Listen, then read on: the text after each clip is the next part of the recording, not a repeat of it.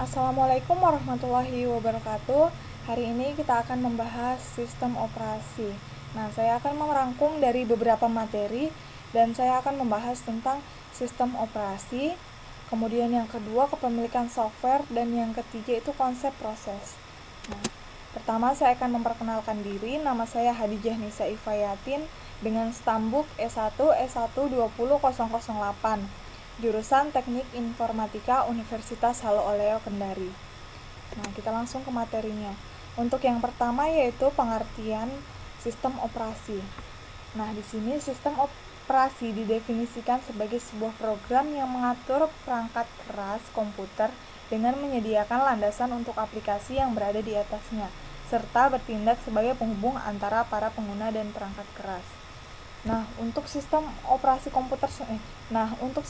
komputer sendiri itu kan dapat dibagi menjadi beberapa komponen utama, terbagi menjadi 3. Yang pertama itu para pengguna, yang kedua perangkat keras, dan yang ketiga itu adalah perangkat lunak. Para pengguna atau user ini merupakan pihak yang memanfaatkan sistem komputer tersebut. Para pengguna di sini bukan saja manusia, namun mungkin berbentuk program aplikasi lain ataupun perangkat komputer lain. Selanjutnya ada perangkat keras atau hardware. Hardware ini dapat berbentuk benda konkret yang dapat dilihat dan dapat disentuh. Jadi bentuk hardware ini nyata dan dapat dipegang langsung. Selanjutnya, perangkat keras ini merupakan inti dari sebuah sistem serta penyedia sumber daya atau resources untuk keperluan komputasi. Di antaranya para pengguna dan perangkat keras mendapat sebuah lapisan abstrak yang disebut dengan perangkat lunak atau software. Contohnya yaitu Internet Explorer yang merupakan merek dagang yang terdaftar dari Microsoft. Keseluruhan perangkat lunak membantu para pengguna untuk memanfaatkan sumber daya komputasi yang disediakan perangkat keras. Nah, di sini digunakan agar dapat mengefisienkan waktu. Selanjutnya, untuk definisi sistem operasi dari sudut pandang. Nah, pengertian sistem operasi dapat dilihat dari berbagai sudut pandang. Pertama itu ada sudut pandang pengguna. Sistem operasi menurut sudut pandang pengguna adalah sebagai alat untuk mempermudah pengguna komputer. Dalam hal ini, sistem operasi harusnya dirancang dengan mengutamakan kemudahan pengguna dibandingkan mengutamakan kinerja ataupun utilasi sumber daya. Sebaliknya, dalam lingkungan pengguna banyak atau multi-user, sistem operasi dapat dipandang sebagai alat untuk memaksimalkan pengguna sumber daya komputer. Akan tetapi, pada sejumlah komputer, sudut pandang pengguna dapat dikatakan hanya sedikit atau tidak ada sama sekali. Misalnya, embedded komputer pada peralatan rumah tangga seperti mesin cuci dan sebagainya. Mungkin saja memiliki lampu indikator untuk menunjukkan keadaannya sekarang. Tetapi sistem operasi ini dirancang bekerja tanpa campur tangan pengguna. Selanjutnya ada dari sudut pandang sistem. Dari sudut pandang sistem operasi dapat dianggap sebagai alat yang menempatkan sumber daya secara efisien atau resource allocator. Nah, sistem operasi ialah manajer bagi sumber daya yang menangani konflik permintaan sumber daya secara efisien agar dapat meminimalisirkan waktu. Sistem operasi juga mengatur eksekusi aplikasi dan operasi dari alat output, input atau masukan keluaran. Fungsi ini dikenal sebagai program pengendali atau control program. Nah, lebih lagi sistem operasi merupakan suatu bagian program yang berjalan setiap saat yang dikenal dengan istilah kernel. Dari sudut pandang tujuan, sistem operasi adalah sistem yang dapat dipandang sebagai alat yang membuat komputer lebih nyaman digunakan, atau dari segi kegunaannya itu harus lebih nyaman digunakan oleh user untuk menjalankan aplikasinya dan menyelesaikan masalah pengguna. Tujuan lain sistem operasi ialah membuat pengguna atau sumber daya komputer menjadi efisien. Dapat disimpulkan dari sudut pandang tadi bahwa sistem operasi merupakan komponen penting dari setiap sistem komputer. Akibatnya, pelajaran sistem operasi ini harus dimiliki oleh orang-orang yang ingin belajar di ilmu komputer. Kita lanjut ke slide selanjutnya. Di sini ada kepemilikan software. Nah, Hak atas kekayaan intelektual atau HAKI merupakan terjemahan atas istilah Intellectual Property Right atau IPR. Istilah ini tersebut terdiri dari tiga kata kunci, yaitu hak, kekayaan, dan intelektual. Kekayaan merupakan abstraksi yang dapat atau dimiliki, dialihkan, dibeli, maupun dijual. Sedangkan kekayaan intelektual merupakan kekayaan atas segala hal hasil produksi, kecerdasan daya pikir seperti teknologi, pengetahuan, seni, sastra, gubahan lagu, karya tulis, karikatur, dan seterusnya. Terakhir, hakim merupakan hak-hak wewenang atau kekuasaan untuk berbuat sesuatu atas kekayaan intelektual tersebut yang diatur oleh norma-norma atau hukum-hukum yang berlaku. Jadi gunanya haki atau hak atas kekayaan intelektual ini digunakan untuk melindungi hasil-hasil karya milik kita agar tidak diambil oleh orang lain. Nah, untuk slide selanjutnya kita akan mempelajari tentang aneka ragam haki. Nah, di sini aneka ragam haki saya akan menjelaskan satu-satu. Yang pertama ada hak cipta atau copyright. Nah, tentunya kita sudah tidak asing mendengar istilah ini ya, karena copyright ini sering berada di dunia hiburan. Nah, hak cipta adalah hak eksklusif bagi pencipta atau penerima hak untuk mengumumkan atau memperbanyak ciptaannya. Dan hak cipta ini dapat memberikan izin untuk itu dengan tidak mengurangi pembatasan-pembatasan menurut peraturan perundang-undangan yang berlaku. Selanjutnya ada paten. Paten adalah hak eksklusif yang diberikan oleh negara kepada inventor atas hasil inventasinya di bidang teknologi yang untuk selama waktu tertentu melaksanakan sendiri invensinya tersebut untuk memberikan persetujuannya kepada pihak lain untuk melaksanakannya. Nah, bedanya dengan hak cipta yaitu kan hak cipta untuk melindungi sebuah karya, sedangkan paten itu untuk melindungi sebuah ide, bukan ekspresi dari ide tersebut. Pada hak cipta, seorang lain berhak membuat karya lain yang fungsinya itu sama, asalkan tidak dibuat berdasarkan karya orang lain yang memiliki hak cipta. Sedangkan pada paten, seorang tidak berhak untuk membuat sebuah karya yang cara bekerjanya itu sama dengan sebuah ide yang dipatenkan. Nah, selanjutnya kita lanjut ke merek dagang atau trademark. Merek adalah tanda yang berupa gambar, nama, kata, huruf, angka, atau kombinasi dari unsur-unsur tersebut yang memiliki daya pembeda dan digunakan dalam kegiatan perdagangan barang atau jasa. Nah, merek dagang ini digunakan dalam pebisnis untuk mengidentifikasikan sebuah produk atau layanan. Selanjutnya kita lanjut ke rahasia dagang atau trade secret. Tentunya dari nama ini kita dapat mengambil kesimpulan bahwa rahasia dagang adalah informasi yang tidak diketahui oleh umum di bidang teknologi atau jasa dalam berbisnis. Dalam berbisnis ini mempunyai nilai ekonomi karena berguna dalam kegiatan usaha dan dijaga kerahasiaannya oleh pemilik rahasia dagang. Nah, tentunya dalam setiap perusahaan itu memiliki rahasia dagang atau trade secret masing-masing. Berbeda dari jenis haki lainnya, rahasia dagang itu tidak dipublikasikan ke publik. Sesuai namanya, rahasia dagang kan bersifat rahasia. Jadi rahasia dagang ini dilindungi selama informasi tersebut tidak dibocorkan oleh pemilik rahasia dagang. Nah, contoh dari rahasia dagang adalah resep minuman Coca-Cola. Untuk beberapa tahun lalu, hanya Coca-Cola yang memiliki informasi resep tersebut. Perusahaan lain tidak berhak untuk mendapatkan resep tersebut, misalnya dengan membayar pegawai dari Coca-Cola. Cara yang legal untuk mendapatkan resep tersebut adalah dengan cara rekayasa balik atau reverse engineering.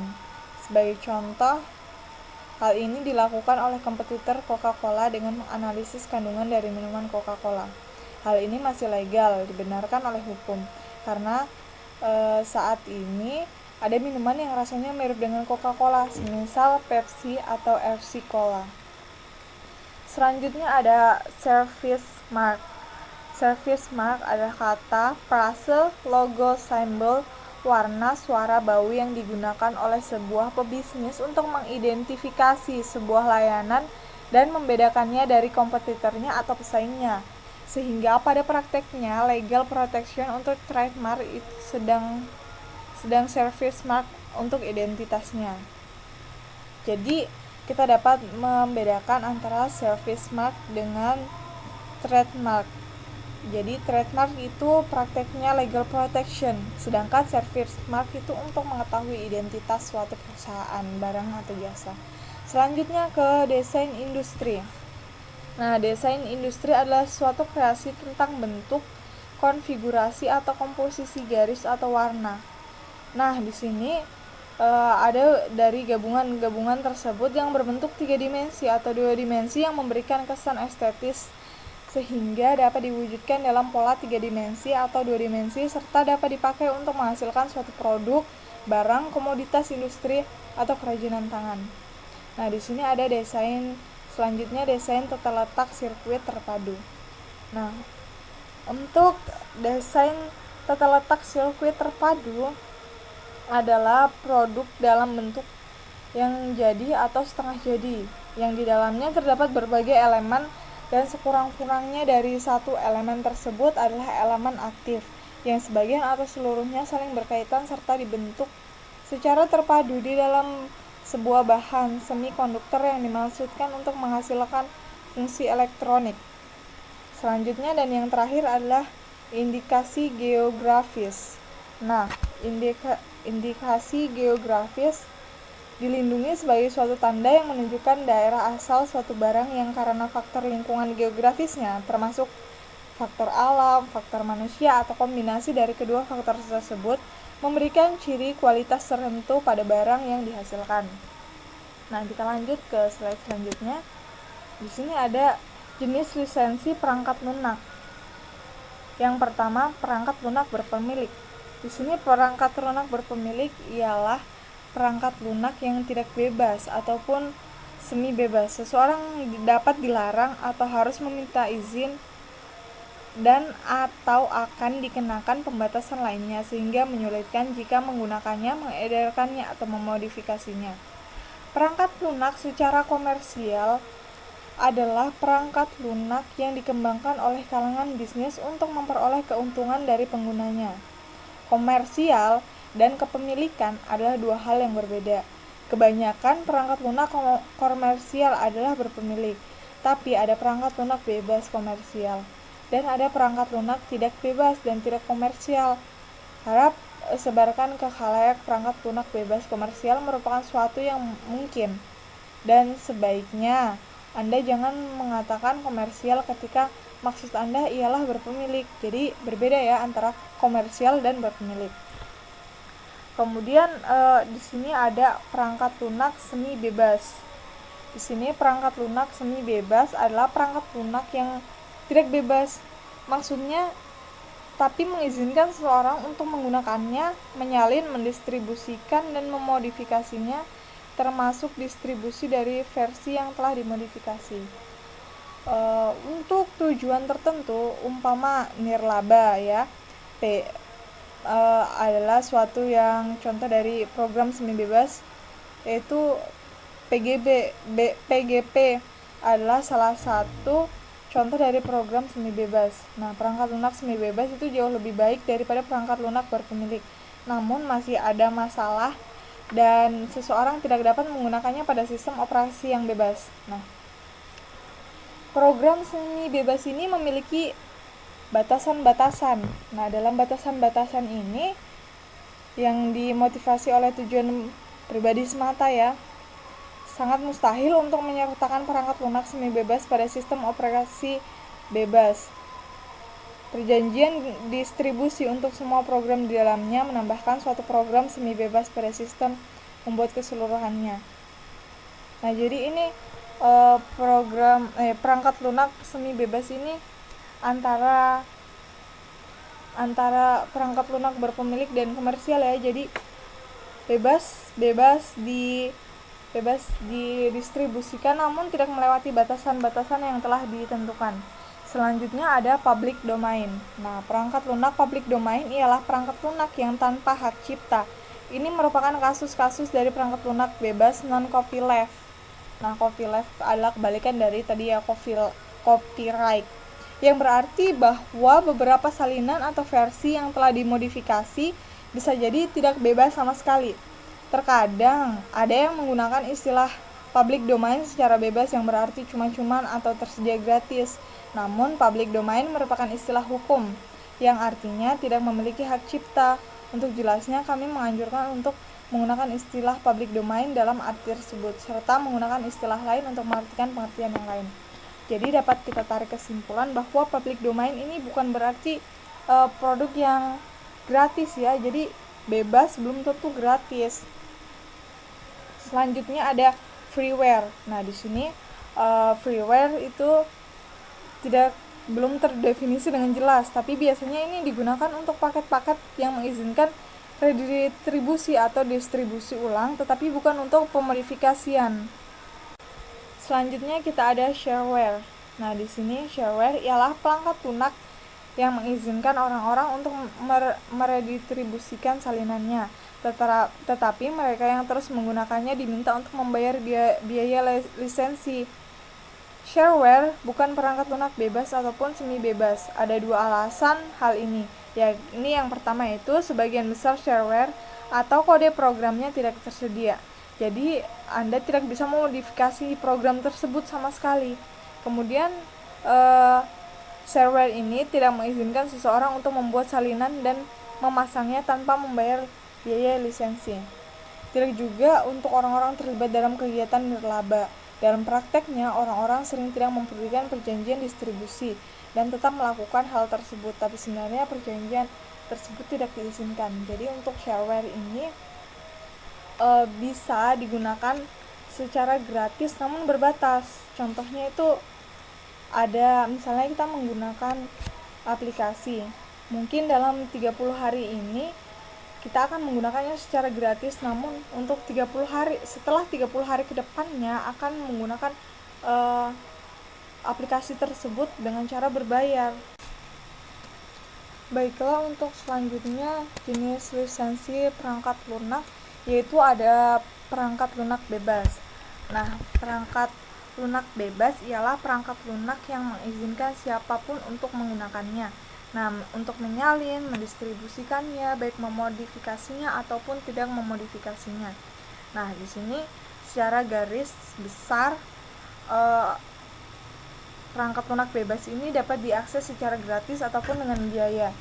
Perlu ditekankan bahwa source kode dari program harus tersedia. Jika tidak ada kode program, berarti bukan perangkat lunak ya. Jadi perangkat lunak bebas mengacu pada kebebasan para penggunanya untuk menjalankan, mengadakan, menyebarluaskan, mempelajari, mengubah atau memodifikasi perangkat lunak tersebut dan meningkatkan kinerja perangkat lunak. Tepatnya untuk mengacu pada 4 jenis kebiasaan bagi para pengguna perangkat lunak, yaitu yang pertama adalah kebebasan untuk menjalankan programnya dengan tujuan apa saja. Misalnya kita menggunakan Linux.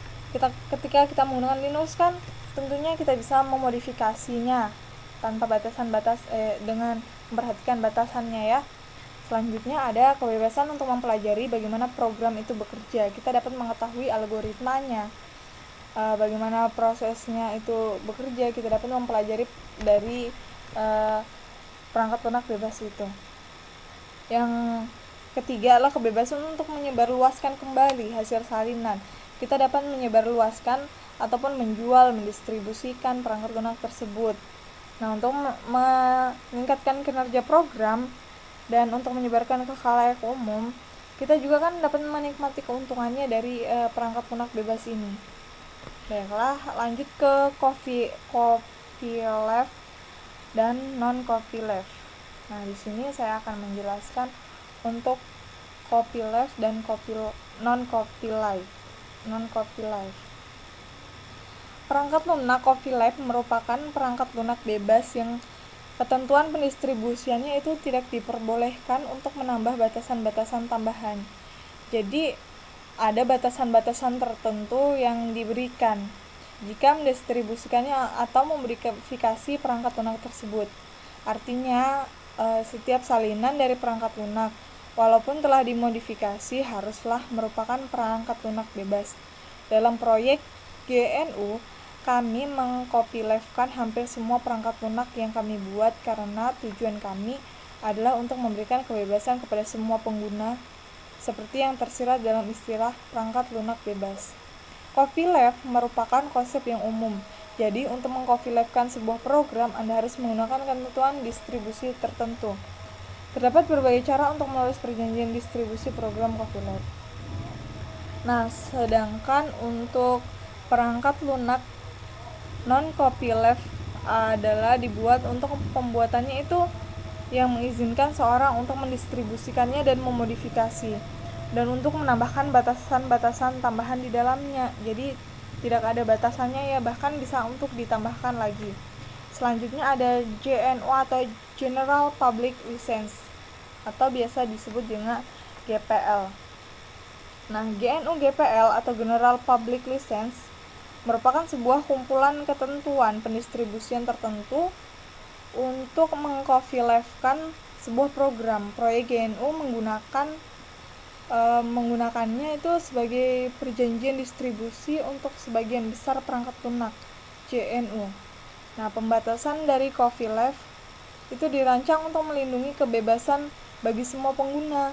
Bagi pihak GNU, satu-satunya alasan untuk membatasi substantif dalam menggunakan program ialah melarang orang lain untuk menambahkan batasan lainnya. Jadi untuk GNU sendiri ini memiliki batasan tertentu dan memiliki copyleft ya teman-teman. Baik, kita lanjut ke ancaman dan tantangan. Di sini tentunya terdapat beberapa ancaman dan tantangannya. Nah, untuk yang pertama itu ada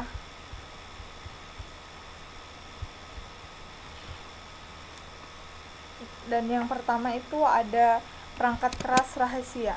Nah, para pembuat perangkat keras cenderung untuk menjaga kerahasiaan spesifikasinya. Sesuai dengan namanya, yaitu perangkat keras rahasia, tentunya ada kerahasiaan yang harus dijaga untuk mendukung perangkat keras baru tersebut.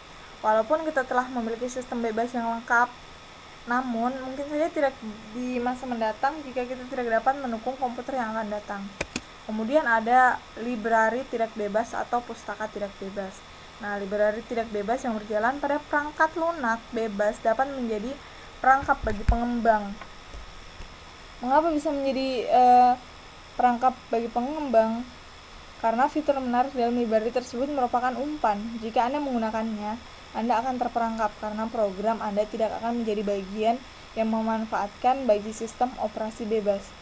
Jadi tepatnya ketika kita dapat memasukkan program, namun tidak akan berjalan jika library-nya tidak ada. Lebih parah lagi jika program tersebut menjadi terkenal, tentunya akan menjebak lebih banyak lagi para pemrograman. Selanjutnya ada paten perangkat lunak.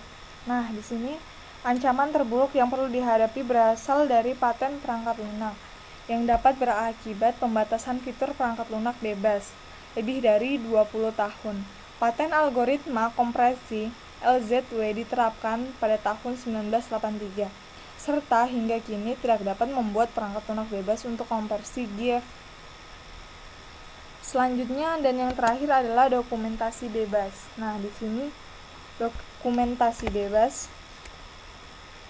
berarti tidak ada pembatasan ya, tidak ada pembatasan sehingga mungkin terjadinya penyalinan atau copyright. Selanjutnya kita masuk ke perangkat lunak bebas. Nah, seperti yang tadi dijelaskan dalam jenis lisensi perangkat lunak, ada salah satunya yaitu perangkat lunak bebas. Perangkat lunak bebas adalah perangkat lunak yang mengizinkan siapapun untuk menggunakannya, menyalin, mendistribusikan baik dimodifikasi ataupun tidak, secara gratis ataupun dengan biaya. Perlu ditekankan bahwa source kode dari program harus tersedia. Jika tidak ada kode program, berarti bukan perangkat lunak. Selanjutnya ada open source software. Definisi open source yang asli seperti tertuang dalam OSD atau open source definition, yaitu yang pertama adalah free redistribution, yang kedua source code atau memiliki source code ya. Yang ketiga ada derived works, yang keempat ada integrity of the author's source code. Yang kelima ada no discrimination against persons of group or groups. Yang selanjutnya ada no discrimination against files of endeavor. Yang selanjutnya distribusi of license. Dan ada juga license must not be specific to a product. Yang terakhir ada license must not communicate order software. Nah, di sini ada konsep proses. Proses didefinisikan sebagai program yang sedang dieksekusi. Menurut Silberschatz, proses tidak hanya sekedar suatu kode atau program test section, melainkan meliputi beberapa aktivitas yang bersangkutan seperti program counter dan stack yang mengatur mengeksekusikan program pengguna atau user atau test atau tugasnya ya. Bahkan pada sistem pengguna tunggal atau single user pun seperti Microsoft Windows, Mac OS, itu seorang pengguna mampu menjalankan beberapa program pada saat yang sama, seperti spreadsheet, web browser, web email. Bahkan jika pengguna hanya menggunakan satu program saja pada satu waktu, sistem operasi perlu mendukung beberapa program internalnya sendiri, seperti manajemen memori. Dengan kata lain, semua aktivitas tersebut adalah identik dengan kita menyebutnya yaitu sebagai proses. Program itu sendiri bukanlah sebuah proses program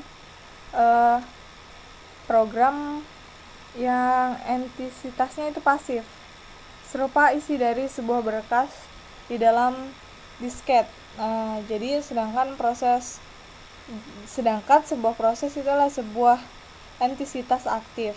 Tadi kan program merupakan sebuah entitas yang pasif, namun kalau sebuah proses itu adalah entitas yang aktif dengan sebuah program counter yang menyimpan alamat-alamat instruksi yang selanjutnya akan dieksekusi dengan seperangkat sumber daya atau resource yang dibutuhkan agar sebuah proses itu dapat dieksekusi. Selanjutnya kita ke pembentukan proses. Di sini ada sistem call atau create process, di mana sistem call ini merupakan proses yang dilalui untuk membentuk proses turunan. Jadi proses induk atau parent proses ini merupakan sumber atau sesuatu yang atau program yang membagikan sumber daya kepada setiap proses turunannya. Nah, sumber-sumber ini berasal dari sistem operasi. Selanjutnya, setelah proses induk atau parent proses ini melewati sistem call atau create process akan membentuk proses turunan atau child process. Nah, di sini child process itu dapat membentuk atau membuat proses-proses baru sehingga dapat terbentuk pohon proses. Selanjutnya ke terminasi proses. Di sini terminasi proses itu selanjutnya ke terminasi proses. Suatu proses diterminasi ketika proses tersebut telah selesai atau proses tersebut sudah dieksekusi perintahnya. Pada sistem operasi, untuk menghapus perintah tersebut dengan menggunakan sistem call exit.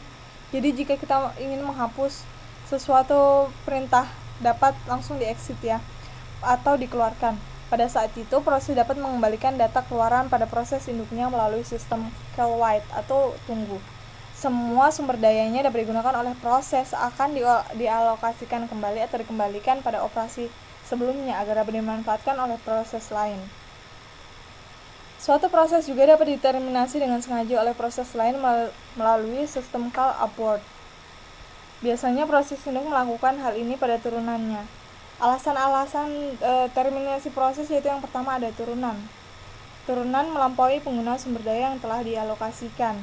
Nah, di sini jika misalnya kita hanya memiliki memori 1 GB ya, namun kita memberikan sumber daya atau memasukkan data lebih dari 1 GB, maka tentunya akan diterminasi. Dan yang kedua adalah tas yang ditugaskan kepada turunan tidak lagi diperlukan. Nah, di sini tidak lagi diperlukan maksudnya jika tugasnya sudah selesai, dan sudah tidak digunakan, tentunya kan akan otomatis sendiri diterminasi oleh proses. Selanjutnya di sini proses induk telah selesai. Nah, seperti yang sebelumnya ada sedikit perbedaan, namun proses induk telah selesai ini kan tentunya jika proses induk tersebut telah selesai, tas yang ditugaskan kepada turunan kan tidak lagi diperlukan, jadi akan mati juga atau akan diterminasi juga. Selanjutnya ada cascading termination.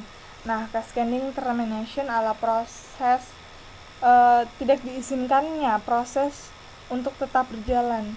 Jadi semua proses itu akan mengalami terminasi atau pemberhentian. Baik, ke slide selanjutnya yaitu ada status proses. Di sini ada running, waiting, ready, new, dan termination.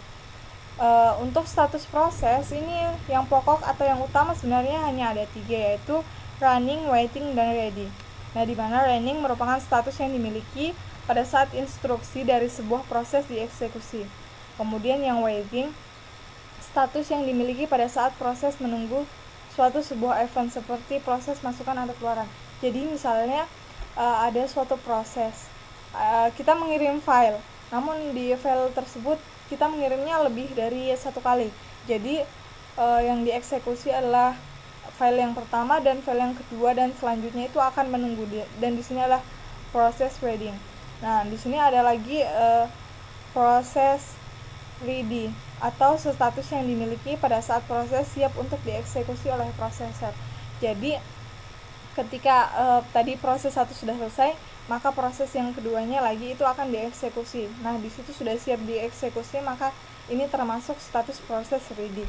Nah, selanjutnya ada status yang dimiliki yaitu proses yang baru saja dibuat. Ini adalah proses tambahan di mana proses tersebut baru saja dibuat atau proses baru ya. Selanjutnya ada terminasi, yaitu status yang dimiliki pada saat proses telah selesai dieksekusi, di mana akan dihentikan secara paksa.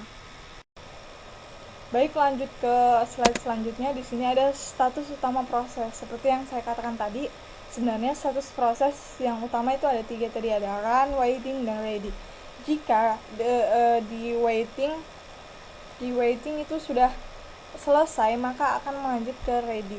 Dan ready akan setelah sebuah proses tersebut siap, maka akan dijalankan atau run. Nah, begitu juga terus berputar. Jika sudah run, maka akan menunggu lagi proses apa yang akan disiapkan selanjutnya untuk dijalankan.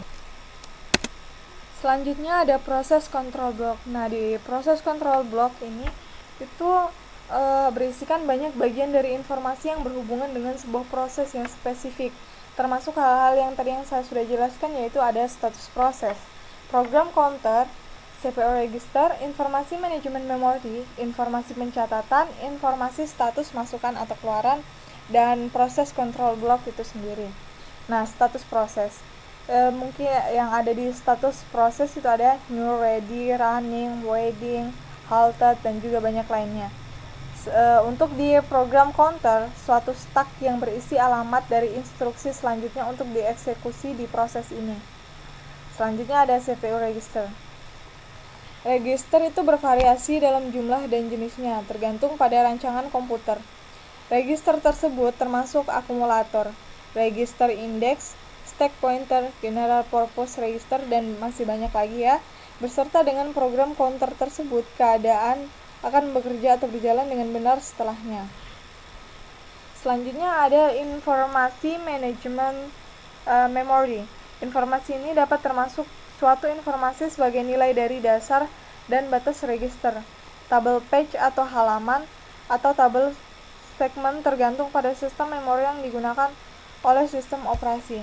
Selanjutnya ada informasi pencatatan. Informasi pencatatan ini sendiri termasuk dalam jumlah dari CPU dan waktu real yang digunakan, batas waktu, jumlah akun, jumlah job atau proses, dan masih banyak lagi. Selanjutnya ada informasi status masukan keluaran. Nah, informasi ini termasuk dalam daftar dari perangkat masukan keluaran yang digunakan pada proses di suatu daftar berkas-berkas yang sedang diakses. Contohnya kita memasukkan flash disk, maka di situ akan memuat informasi-informasi berkas dan masih banyak lagi yang akan kita akses. Dan PCB itu sendiri yaitu hanya berfungsi sebagai tempat penyimpanan informasi yang dapat bervariasi dari proses yang satu dengan yang lainnya. Baiklah, jika ada salahnya mohon dimaafkan, dan terima kasih telah menonton. Saya ucapkan terima kasih banyak. Wassalamualaikum warahmatullahi wabarakatuh.